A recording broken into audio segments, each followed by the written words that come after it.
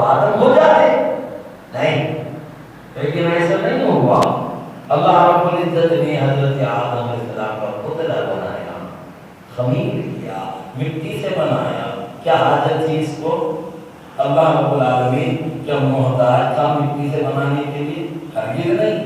فرعون اگر فرما دیتا تو آدم کھڑے ہو کر اللہ کا ذکر کرتے نا، لیکن اللہ نے نہیں کیا ایسا۔ تو یہاں پر بھی سمجھو، عقلوں پر اگر خلاف چڑھا ہوا ہے تو اسے اتارو اور دیکھو کہ اللہ خود وسیلہ بتا رہا ہے۔ ہمیشہ ایک ہی آیت پڑھتے ہیں، ایاک نعبد و ایاک نستعین، ایاک نعبد و ایاک نستعین، کہ اللہ ہم تیری ہی عبادت کرتے ہیں اور تجھ ہی سے مدد چاہتے ہیں۔ یہی ہے نا؟ دوسری پوری آیت پڑھ لو سورہ فاتحہ کی، جواب تو خود مل جائے گا۔ جب ایاک نعبد کو ہم کہتے ہیں کہ اللہ بے شک ہم تیری ہی عبادت کرتے ہیں، وَإِيَّاكَ نَسْتَعِينُ اهدنا الصراط المستقیم، اے اللہ ہمیں سیدھا راستہ بتا۔ یہ دعا کس سے مانگ رہے ہیں؟ اس سے اللہ سے مانگ رہے ہیں۔ ہونا کیا چاہیے تھا؟ جب اللہ سے کوئی دعا مانگو تو اللہ قبول فرماتے ہیں، جبکہ قرآن میں اللہ فرماتے ہیں کہ تم مجھ سے دعا مانگو، میں تمہاری دعا قبول کروں گا۔ ایاک نعبد و ایاک نستعین کا جواب یہ ہونا تھا کہ اے میرے بندو میں تمہیں سیدھا راستہ بتاؤں گا۔ جواب تو یہی فٹ ہوتا تھا نا، لیکن یہاں پر اسی آگے کی آیت میں اللہ کیا فرما رہے ہیں؟ غور کریں۔ ایاک نعبد و ایاک نستعین، اللہ رب العزت فرما رہے ہیں اہدنا الصراط المستقیم۔ یہ بندہ کہہ رہا ہے کہ اہدنا الصراط المستقیم، سیدھا راستہ بتا رہے معبود۔ اللہ فرما رہے ہیں صراط الذین انعمت علیہم، یہاں پر آ گیا وسیلہ، صراط الذین انعمت علیہم۔ اس کا ترجمہ یہی ہے کہ یا اللہ ان لوگوں کے راستے پر چلا جن پر تیرا انعام ہوا ہے، جن پر تیرا انعام ہوا ہے۔ صراط الذین انعمت علیہم غیر المغضوب علیہم ولا الضالین۔ اور ان لوگوں کے راستے پر نہ چلا، بچاؤ ان لوگوں کے راستے سے جن پر تیرا غضب ہوا۔ تو اس سورے میں ہی سمجھ لو کہ اللہ رب العزت خود ہمیں ایک وسیلے کا سبب بتا رہا ہے۔ پھر ادھر ادھر ڈھونڈتے ہوئے کیوں پھرتے ہو؟ سورہ فاتحہ سے ہی پڑھ لو۔ بات یہ ہے کہ صرف ایک حصہ بیان کر کے قوم کو منتشر کرنا یہ منافقت کہلاتی ہے۔ ایک حصہ بیان کرنا نہیں، مکمل بیان کرو۔ اگر انصاف والے ہو تو مکمل بیان کرو، اس کے بعد دیکھو کہ خود بخود تمہاری بھی عقلوں کو جو غلاف ہے، جس پر گرد جمی ہوئی ہے، وہ گرد ہٹ کر وہ غلاف اتر کر تمہیں بھی نظر آئے گا کہ واقعی وسیلہ کیا ہے۔ اب میں آؤں موضوع کی طرف۔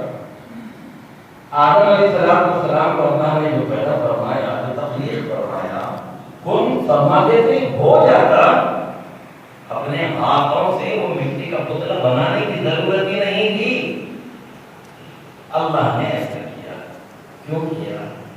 اس کی وجہ وہ اس لیے کیا کہ نبی کریم صلی اللہ علیہ وسلم کے نور مبارک سے تو سب چیزیں بن گئی، اب وہ نور پاک کو منتقل کرنا ہے، تو وہ منتقل جس چیز میں اللہ نے کرنا چاہا، اللہ نے وہ نور پاک کی امانت سب چیزوں پر پیش کی، لیکن کوئی برداشت کی قوت نہیں رکھا۔ پہاڑ بھی تھکا گیا، لگ گیا کہ میں نور محمد صلی اللہ علیہ وسلم کو برداشت نہیں کر سکوں گا۔ وہ وقت اللہ رب العزت نے حضرت آدم علیہ السلام کو پیدا فرمایا، اور وجہ یہ ہے کہ یہ نور مبارک ان میں منتقل ہو۔ کائنات کو پیدا کیا، 18,000 عوالم کو وجود بخشا، جی صرف کن فرمایا ہو گیا۔ آسمان بنائے تھا، پہاڑ بنائے، سب بنائے، لیکن جب نور پاک مصطفیٰ صلی اللہ علیہ وسلم کو جس عظیم چیز میں رکھنا ہے، وہ چیز خود اللہ اپنے ہاتھ سے بنا رہا ہے۔ محدث رکن شاہ عبداللہ دادا رحمۃ اللہ علیہ میلاد نامے میں فرماتے ہیں اس پر بڑا پیارے انداز میں کہ دیکھو جب کوئی ایک مکان بناتے ہیں تو دیگر مزدور اس میں کام کرتے ہیں، ہے نا، لیکن جب تجوری، لاکر، غلہ، خزانہ جب بنایا جاتا ہے، پہلے بنایا جاتا تھا، ایک لاکر بنایا جاتا تھا، ایک غلہ، ایک خزانہ بنایا جاتا تھا جس میں خزانہ رکھتے تھے، تو وہ جب بنایا جاتا تو اس میں کیچڑ میں ہاتھ مل کر پکڑ کر صاحب مکان خود اسے بنا لیتا ہے اور اس کے اندر خزانہ اپنے ہاتھ سے رکھتا ہے، مزدوروں سے اور کسی سے کام نہیں لیتا۔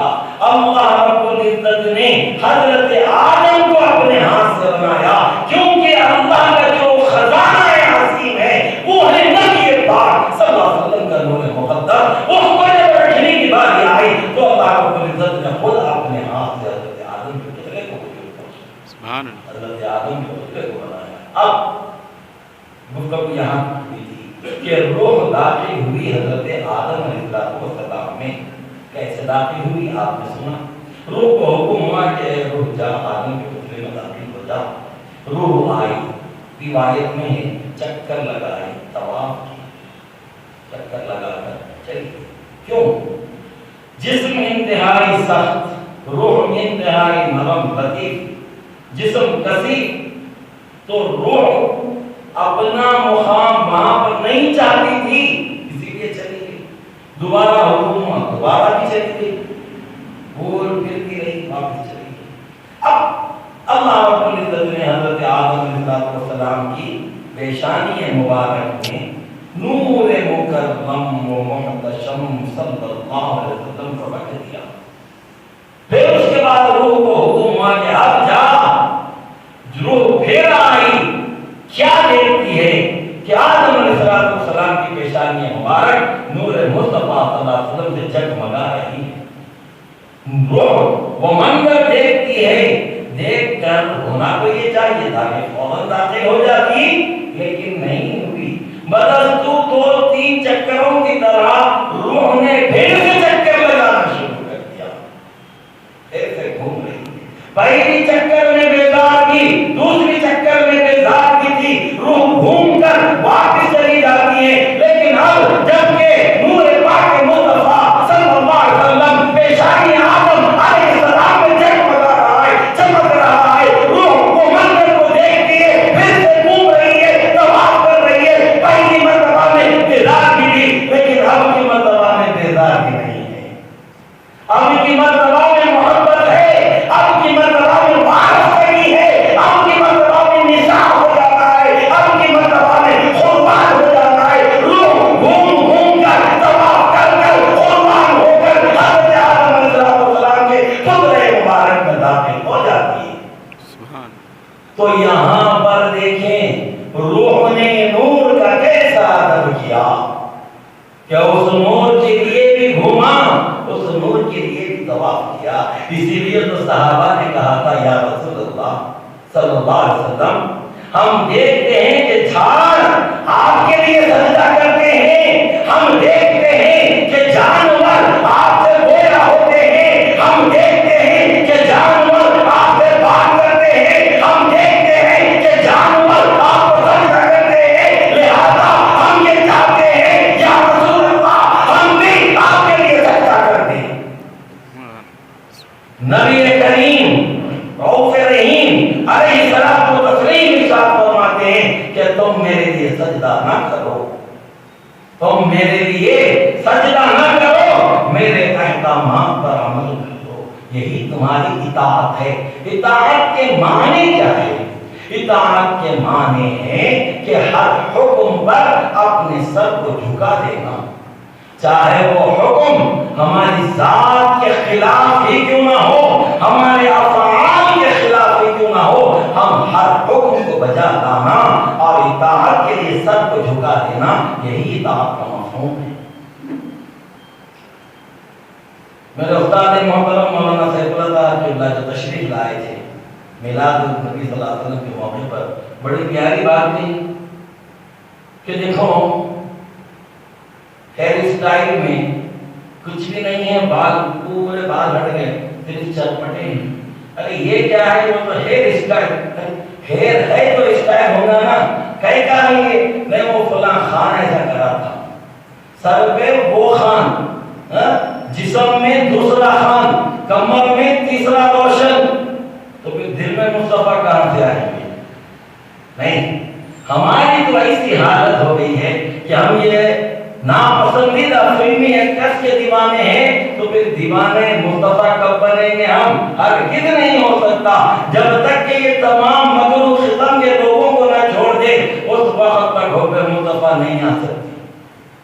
اس لیے تو فرمایا گیا کہ صرف حب نبوی حشر میں کام آئی جلیل، طاعتیں آئی نہ زہد آیا نہ تقوی آیا. تو یہ بات قابل غور رکھیں. آدم علیہ السلام میں جان آ گئی. آتے ہی روایت میں کہ چھینک آیا، چھینک ماری. جواب میں آپ نے، اللہ نے آپ کو القا فرمایا، سکھایا علم کہ آدم الحمدللہ کہو چھینک پر. الحمدللہ فرماتے ہیں. جواب میں یرحمک اللہ ویصلح بالکم، یہ آواز ہے. اللہ کی طرف سے رحمت آتی ہے، فرشتوں کی طرف سے دعا ہوتی ہیں. اب چھینک کا ایک اصول ہے، جب انسان چھینک مارتا ہے تو اس کا پوزیشن کیسا ہوتا ہے؟ یہی ہے نا اسٹائل. کوئی کسی کو بھی دیکھ لے یہی انداز ہے. چھینک مارتے وقت گردن نیچے ہوتی ہے، چھینک کے بعد اوپر ہوتی ہے. چھینک ایک ایسی چیز ہے، اس میں آنکھ بند ہوتی ہے، آنکھ بند ہو جاتی ہے، خود بخود بند ہو جاتی ہے آنکھ چھینک آنے کے وقت.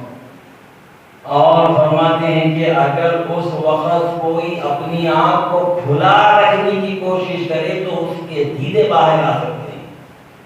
ہاں، اور اگر چھینک کے وقت کوئی چھینک کو اگر روکنے کی کوشش کرے تو بسا اوقات یہ دماغ کی رگیں پھٹ کر مرنے کا خوف ہو جاتا ہے. اب رہی بات چھینک میں یہ سب چیزیں کیوں آئیں میرے بھائی؟ آنکھ بند ہو رہے ہیں، گردن جھک رہی ہے، اطاعت نہیں تو اور کیا ہے؟ ارے جو سر تم ہمیشہ نہیں جھکاتے، اللہ نے تمہیں مجبور کر دیا کہ چھینک مارتے وقت تو جھکا لیے تم. جی اب آدم علیہ السلام جو ہی اپنے سر کو اٹھاتے ہیں، ساق عرش پر دیکھتے ہیں، لا الہ الا اللہ محمد رسول اللہ صلی اللہ علیہ وسلم. خیال آتا ہے، پوچھتے ہیں اللہ سے، یا اللہ اس مقدس جگہ یہ آپ کا نام رواں ہے کہ آپ کا نام ایسی جگہ ہو، لیکن یا اللہ یہ آپ کے نام کے ساتھ یہ کس عظیم ہستی کا نام ہے مولا. تو اللہ فرماتے ہیں کہ اے آدم یہ ہے میرے حبیب محمد رسول اللہ صلی اللہ علیہ وسلم. اے آدم یہ حقیقت میں تم سے افضل ہیں، تم سے پہلے ہیں، لیکن یہ تمہاری ذریت میں، تمہاری اولاد میں سے ہوں گے اور تمہارے بعد میں نبوت کا اعلان کریں گے. یہاں پر سمجھنے کی ضرورت ہے، نبوت کا اعلان بعد میں کریں گے. اس سے کچھ کم عقلوں نے یہ بات گھڑ لی کہ پہلے نبی آدم علیہ السلام، آخری نبی حضور صلی اللہ علیہ وسلم. اب حضور سے ہی پوچھتے ہیں، صحابہ عرض کرتے ہیں یا رسول اللہ صلی اللہ علیہ وسلم آپ کب سے نبی ہے؟ کب سے نبی ہیں؟ حضور علیہ السلام جواب عطا فرما رہے ہیں، میں اس وقت نبی تھا جب آدم پانی اور مٹی میں گونجے جا رہے تھے، خمیر کیے جا رہے تھے، میں رسول تھا. اسی لیے تو فرماتے ہیں اول آخر آپ ہی، ظاہر باطن اللہ کے بعد آپ ہی. اور کریں یہاں پر کہ نبی کریم رؤوف رحیم صبر.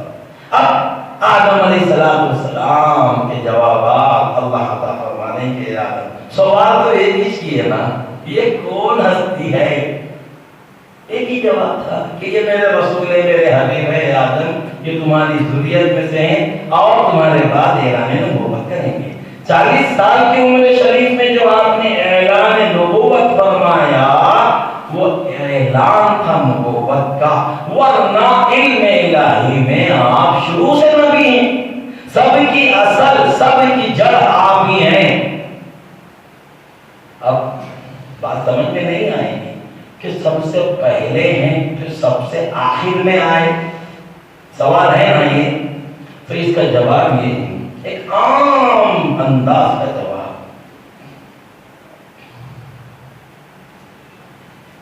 کوئی ایک پھل ہوتا ہے، وہ پھل میں گٹلی ہوتی ہے، اب وہ پھل کیسا ہوا؟ جھاڑ لگنا، جھاڑ کیسا لگنا؟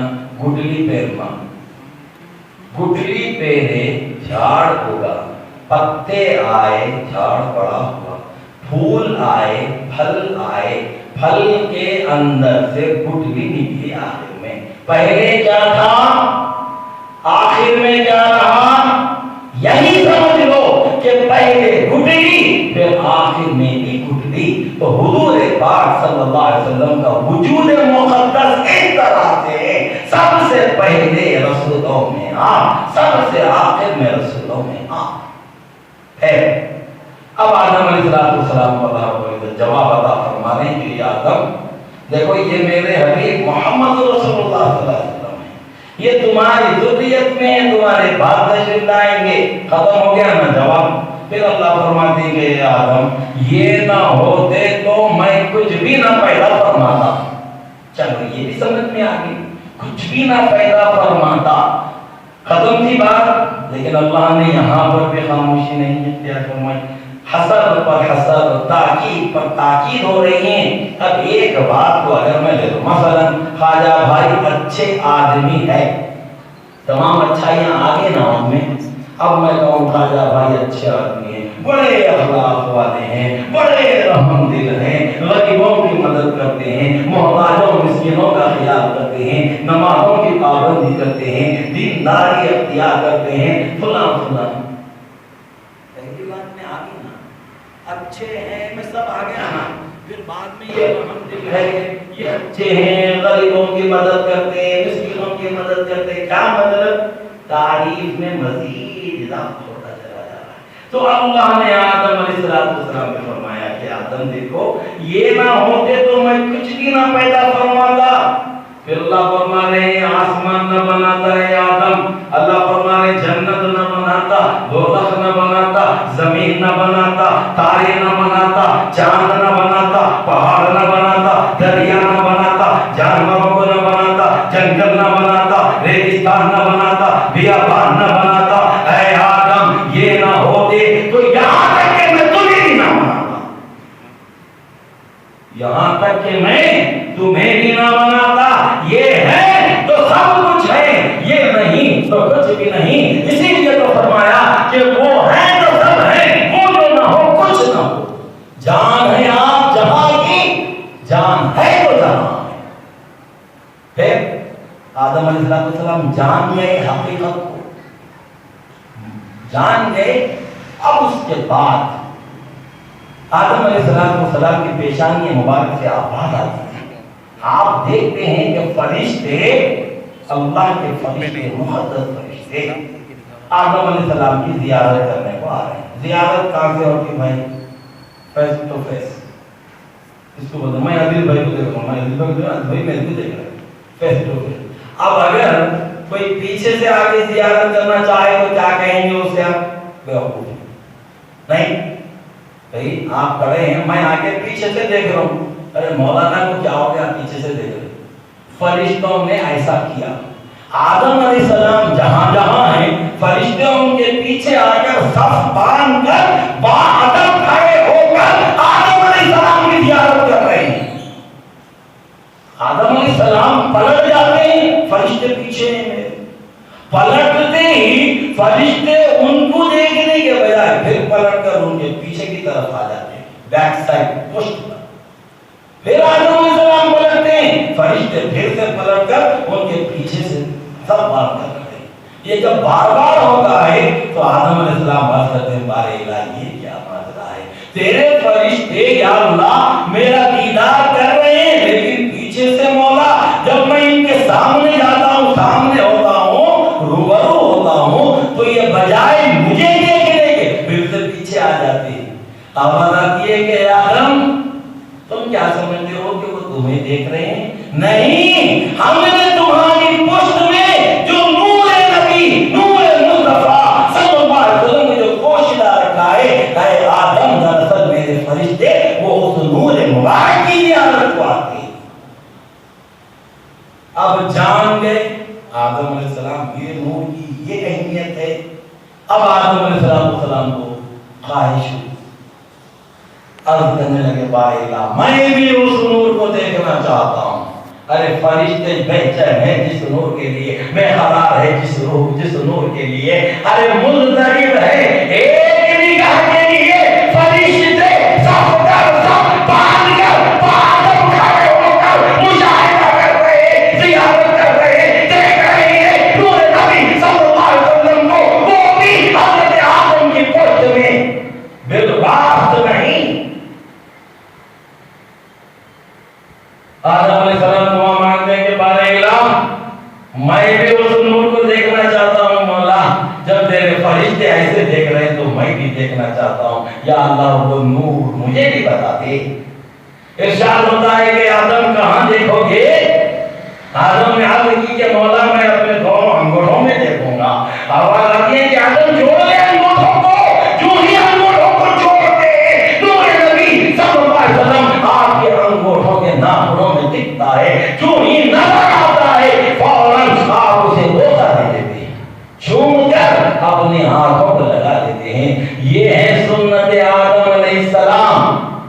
अगर हम आज अशहदु अन्ना मुहम्मदुर रसूलुल्लाह पर अगर हम अपने अंगूठों को चूम ले तो ये सुन्नत आदम अलैहिस्सलाम थी। उसके बाद हजरत फारूक आजम रज़ियल्लाहु ताला अन्हु ने इस सुन्नत को अपनाया। आपने भी अशहदु अन्ना मुहम्मदुर रसूलुल्लाह पर अपने अंगूठों को चूमा। देखो तो गौर करो, वरफ़अना लका ज़िक्रक यहाँ पर नजर आता है अल्लाह ने किस एहतमाम से आका अलैहिस्सलाम के नूर को कैसी अहमियत दी। अब हो गई बात तो बहुत तवील है, वक्त बहुत कम है। आदम अलैहिस्सलाम जन्नत में है।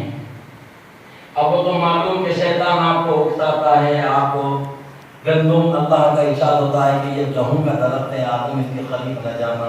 शैतान आकर कहता है कि आदम ये वो की दरख्त है, अगर इसका फल खा लो तो कभी जन्नत से ना निकलोगे। नहीं तो शैतान का ये फरेब हुआ और ये मशीयत यज़दी हुई, अल्लाह की मर्जी थी इसमें। आदम अलैहिस्सलाम ने फल खा लिया। हुआ यूं, फल खाते ही अल्लाह ने बताया कि आदम हमारा हुक्म था कि झाड़ के करीब न जाना, वो फल न खाना, तुमने वो फल खा लिया, लिहाजा जन्नती लिबास आपको उतर गया। हज़रत हव्वा अलैहिस्सलाम भी पैदा हो गई, आपकी तस्वीर से अल्लाह ने बनाया। अब हुआ यूं कि दोनों को ज़मीन पर अल्लाह छोड़ दिया। हज़रत आदम अलैहिस्सलाम को सलाम द्वीप पर उतरते हैं जो इस वक्त श्रीलंका में है, पहले हिंदुस्तान का। तो अल्लाह के नबी आदम अलैहिस्सलाम आसमान से जन्नत से जो उतरे हिंदुस्तान में आए। अरे आज पूछते हो कि तुम हिंदुस्तानी हैं तो तुम्हारे वालिदैन तुम्हारे जद्दे आला हिंदू थे। हम ये कहते हैं कि जब आदम आए तो तुम भी और तुम्हारे जद भी मुसलमान थे। बात तो तुमने अपनी रविश बदल दी। हकीकत प्रूफ है ये। आदम अलैहिस्सलाम जब कोई सलाम द्वीप में तशरीफ लाए तो फिर हम कैसे गैर कौम हो सकते हैं? अलबत्त आने के बाद तारीख में 300 साल तक, एक तारीख में 200 साल तक आप अपने उस अमल से माफी चाहते रहे, इस्तग़फ़ार में मसरूफ रहे। 300 साल तक कोई जवाब न मिला। अचानक हज़रत आदम अलैहिस्सलाम को ख्याल आया, क्या देखते हैं वो साखे अर्श पर वो कलमा और वो नामे पाके मुस्तफा जो ही याद आया। हज़रत आदम अलैहिस्सलाम दुआ करने लगे, या अल्लाह बख्श दे मुझे बग़फ़ैर मोहम्मद मुस्तफा सल्लल्लाहु अलैहि वसल्लम के वास्ते। जब आपने दुआ फरमाई फौरन आपकी दुआ कबूल हो गई। मेरे शेखुल इस्लाम सरकार बानी जामिया अलैहि रहमत व रिज़वान फरमाते हैं, वह शबे आदम गई नामे शहलौलाक से मुर्दा भी जिंदे हो गए ताजीर नामे पाक। सुभान। अब आदम अलैहिस्सलाम اب اس کا تصویر ہے کہ حضرت ماحوب علیہ السلام آپ دونوں ملتے ہیں، ہاں پھر اس کے بعد اب اولاد کا سلسلہ ہوتا ہے، نسل انسانی بڑھ رہی ہے۔ حضرت آدم علیہ السلام کو اللہ نے اتنی اولاد عطا فرمائی کہ ہر وقت 2 بچے ہوتے تھے، ایک لڑکی ایک لڑکا، حضرت حوا علیہ السلام۔ اب جو لڑکی ہوئی اس کے بعد جو لڑکا ہوتا اس سے اس کی شادی ہوتی، اور یہ پہلی والی لڑکی سے دوسرے والے لڑکے سے شادی ہوتی، جوڑ پیدا ہوتے۔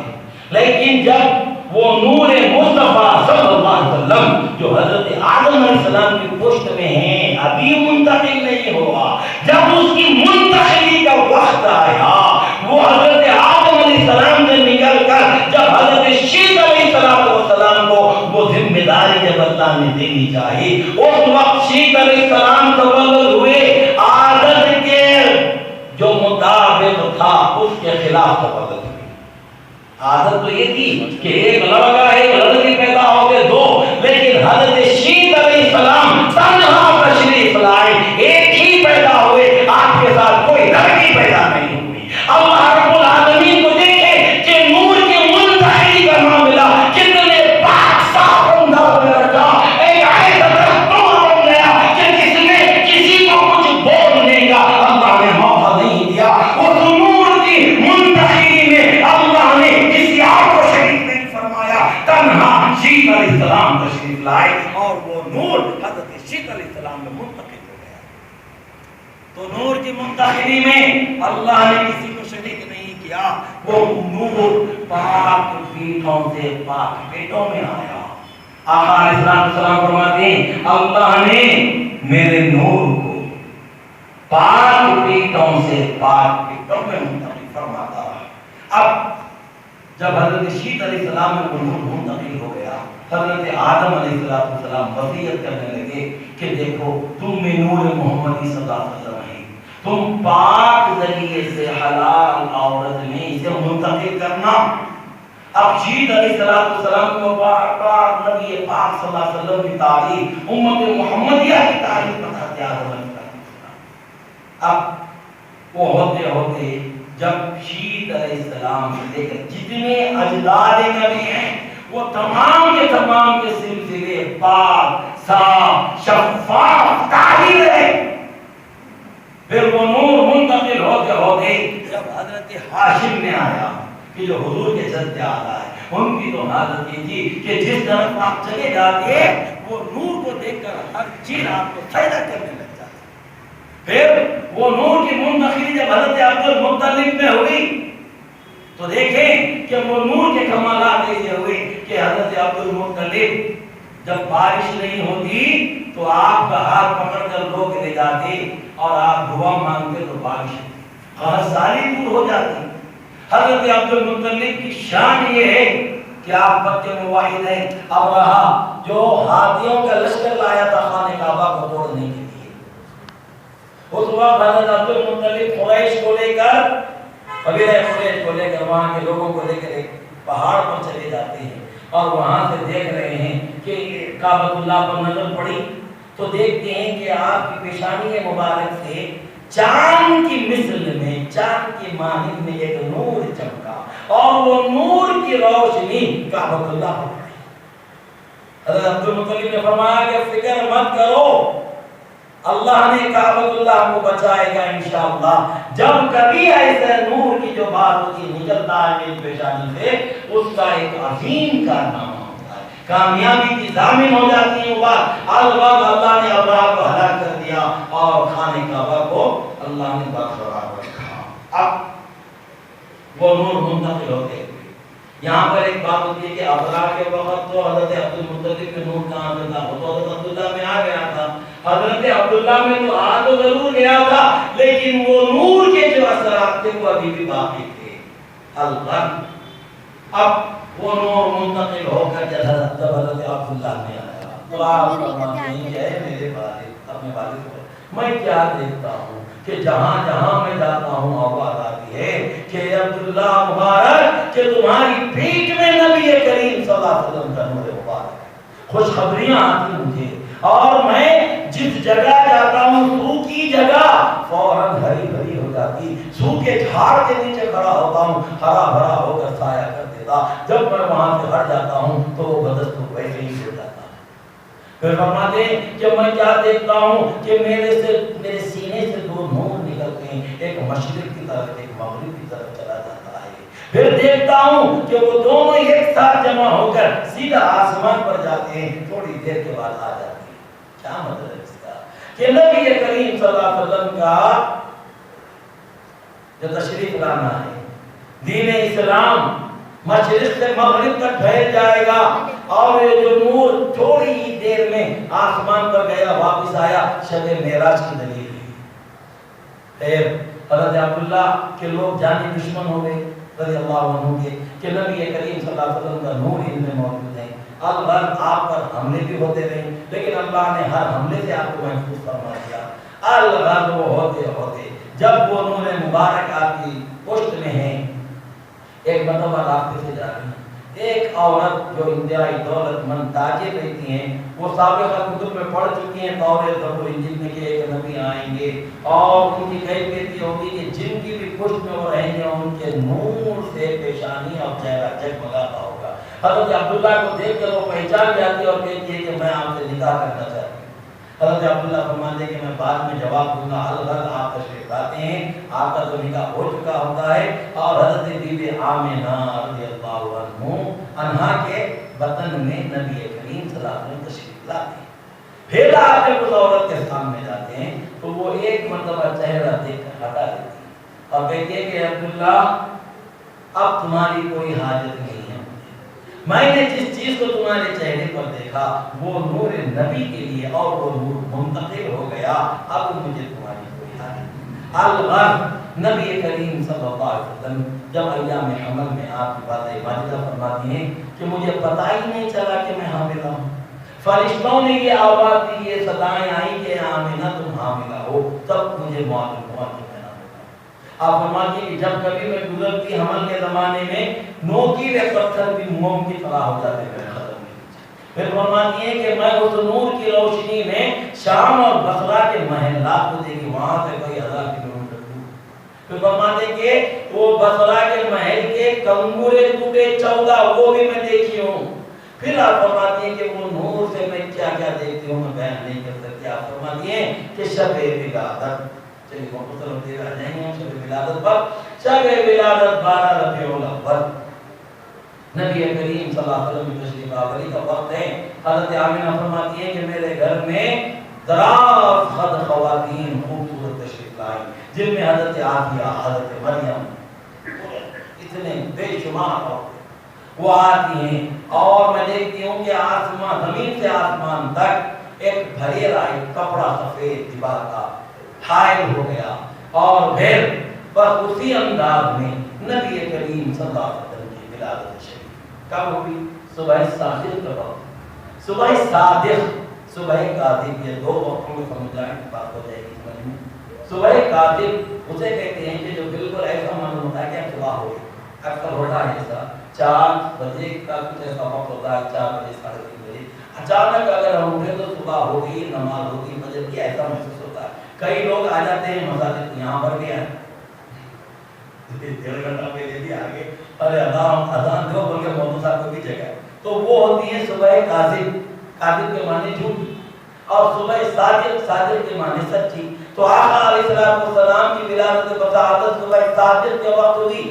کیا ہے یہ صبح صادق؟ یہ ایک ایسا وقت ہے کہ جو رات ختم ہوتی ہے دن شروع ہوتا ہے، تو رات نے اللہ رب العزت سے یہ مانا دعا مانگی کہ یا اللہ نبی کریم صلی اللہ علیہ وسلم مجھ میں آئے، رات میں آئے، دن کے اجالے نے دعا مانگی کہ یا اللہ مجھ میں آئے، اللہ نے دونوں کی دعا قبول فرمائے۔ صبح صادق کو آپ کی ولادت ہوئی، یعنی کہ رات جاتے جاتے آقا کا صدقہ لے گئی، دن نکلتے نکلتے آقا کا صدقہ لے کر روشن ہو گیا۔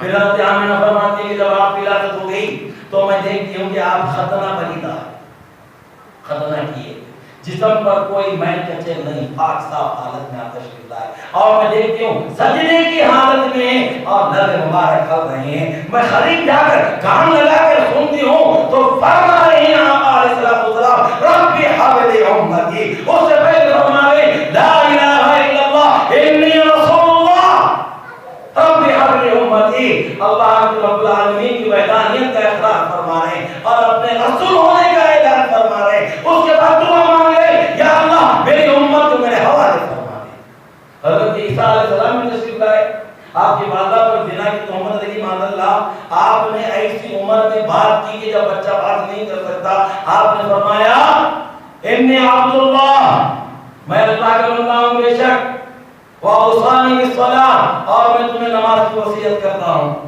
جی یہ دو باتیں، عیسیٰ علیہ السلام نے عبد اللہ فرمایا، آقا علیہ السلام نے انی رسول اللہ فرمایا، اپنی رسالت کا اعلان فرما دیا۔ حضرت عیسیٰ علیہ السلام نے اپنی والدہ کو زنا کی تہمت سے بچانے کے لیے وَأَوْصَانِي بِالصَّلَاةِ فرمایا، اور وہ بات کی نبی کریم صلی اللہ علیہ وسلم نے اپنی گنہگار امت کو بچانے کے لیے فرمایا رب حبل امتی، اور نماز پڑھ کر عملی طور پر پریکٹیکل انداز میں بتا دیا کہ دیکھو نماز اس کو تم محبوب رکھو ہمیشہ۔ اللہ حضرت آمنہ فرماتی ہے رضی اللہ تعالیٰ عنہ فرماتی ہیں کہ اچانک میں دیکھتی ہوں کہ آقا علیہ السلام میری نظروں سے غائب ہو گئے۔ آواز آ رہی تھی کہ انہیں مشرق گھماؤ، مغرب گھماؤ، شمال جنوب، زمین کے پورے طرف، آسمان کے پورے حصے، ہر جاندار مخلوقات پر انہیں پیش کرو، انسانوں کو بتاؤ، آنے والے قیامت تک تمام روحوں کو بتاؤ کہ یہ ہے محمد رسول اللہ خاتم النبیین صلی اللہ علیہ وسلم۔ تمام جنگلی جانوروں کو، وحشی درندوں کو، ہر ایک کو بتاؤ یہ ہے خاتم النبیین محمد رسول اللہ صلی اللہ علیہ وسلم۔ اسی لیے تو کندروں نے کہا، کیا کہا کہ آپ اللہ کے نبی ہیں، اسی لیے تو حیوانوں نے کہا کہ آپ اللہ کے نبی ہیں، اسی لیے تو ہرن نے کہا کہ آپ اللہ کے نبی ہیں، اسی لیے تو اونٹ نے کہا کہ آپ اللہ کے نبی ہیں۔ تو یہ ایسی چیزیں ہیں کہ جہاں پر ہمیں سوچنے کی ضرورت ہے کہ اللہ نے آپ کا اس طرح سے اہتمام فرمایا۔ حضرت آمنہ رضی اللہ تعالیٰ عنہ فرماتی ہیں اس کے بعد پھر آقا علیہ السلام کو میں دیکھی کہ آپ تشریف ایک مرتبہ آواز بلند درود شریف پڑھ لیں، اللہم صلی علی سیدنا محمد و علی آلہ وصحبہ افضل الصلوات و عدد معلومات و بارک وسلم۔ اس کے بعد کے جو بیان ہے انشاءاللہ تعالی آئندہ جمعہ بیان ہوگا۔ الحمدللہ۔